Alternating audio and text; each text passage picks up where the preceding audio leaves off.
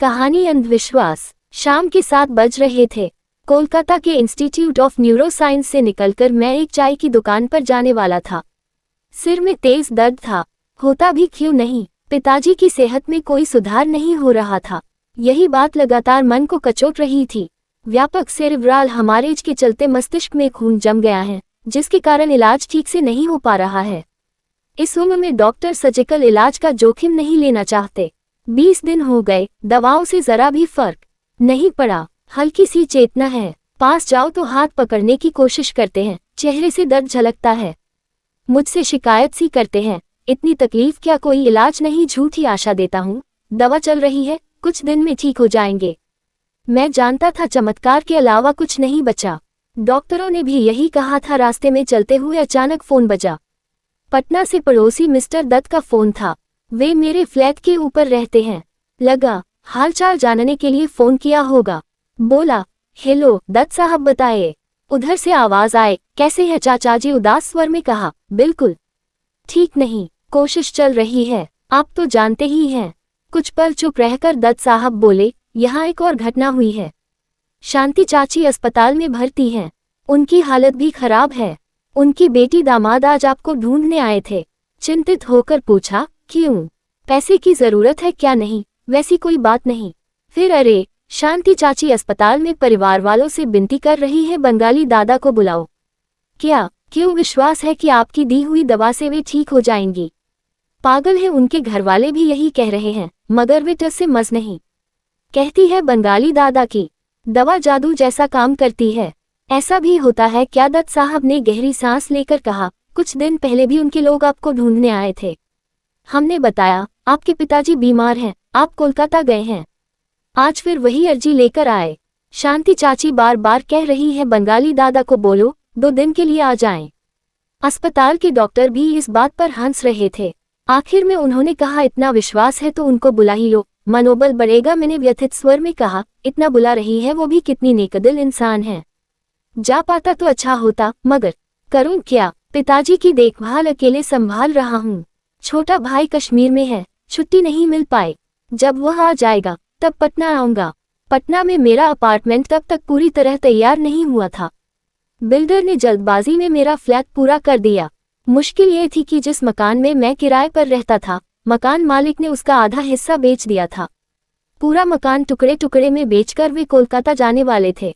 ऐसे में जोखिम उठाकर मैंने 64 फ्लैट वाले अपार्टमेंट में पहला आदिवासी या ऑक्यूपेंट बनकर पत्नी श्रावंती और 5 साल की बेटी को लेकर अर्धसमाप्त अपार्टमेंट में ही डेरा डाल दिया। 50 साल की उम्र वाली बिहारी महिला मजदूर शांति चाची बिल्डर के यहाँ काम करती थी। उनका परिवार पटना से 30 किलोमीटर दूर खुसरूपुर में रहता था। शांति चाची 15 दिन में एक बार घर जाती थी। उनके पति बेहद सुंदर थे, मगर शराब और असंयमित जीवन के कारण जल्दी चल बसे।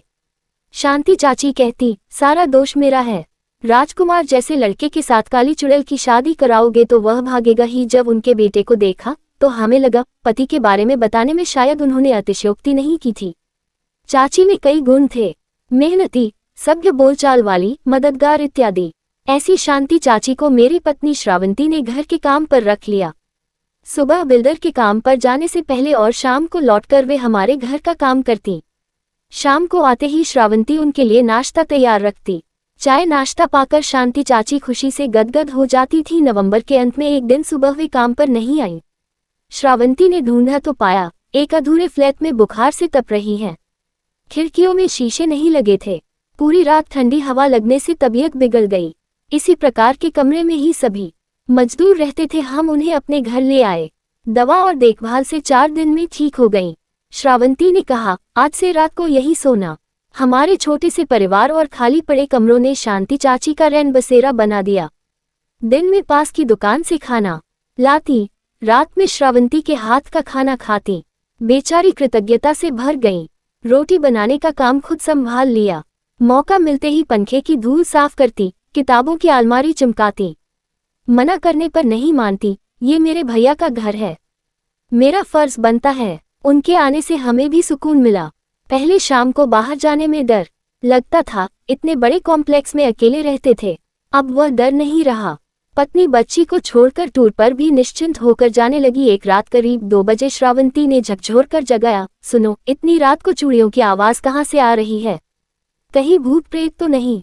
डरते डरते ड्राइंग रूम गया तो देखा शांति चाची बैठी पैर दबा रही हैं। उनके हाथों की चूड़ियां खनकने लगी।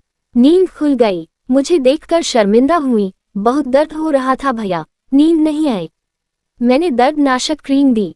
बेचारी इस उम्र में इतना काम करती, हाथ पैर का दर्द तो होगा ही। एक शनिवार को वे घर गईं, मंगलवार तक नहीं लौटी। बुधवार को उनका पोता आया। दादी को पेट की तकलीफ है।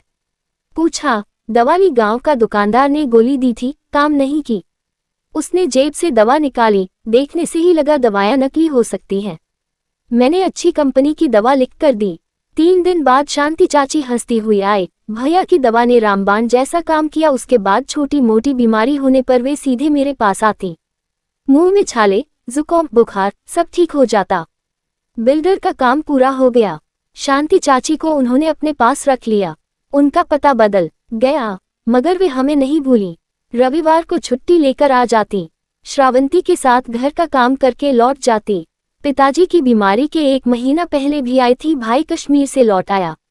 पिताजी को अस्पताल से घर ले आए। डॉक्टरों ने मुंह मोड़ लिया था। अब घर पर ही देखभाल। भाई को जिम्मेदारी सौंपकर मैं पटना लौटा। फ्लैट में घुसते ही खबर मिली शांति चाची नहीं रही। उनकी बेटी और दामाद मिलने आए। मुंह दिखाने की हिम्मत नहीं थी, मगर उनके चेहरे पर शिकायत नहीं थी। बेटी बोली, मामा जी, माँ आपका रास्ता देखते देखते चली गई। कितना भरोसा था भैया की दवा से ठीक हो जाऊंगी। मेरे पास कहने को कुछ नहीं था। चली गई। शांति चाची पर आज भी याद आती है। शांति चाची को याद करते हुए रविंद्रनाथ टैगोर के उपन्यास चोखेरबाली का वह कथन याद आता है, संसार में न कोई अपना होता है न पराया। जो अपना समझ लेता है वही अपना होता है।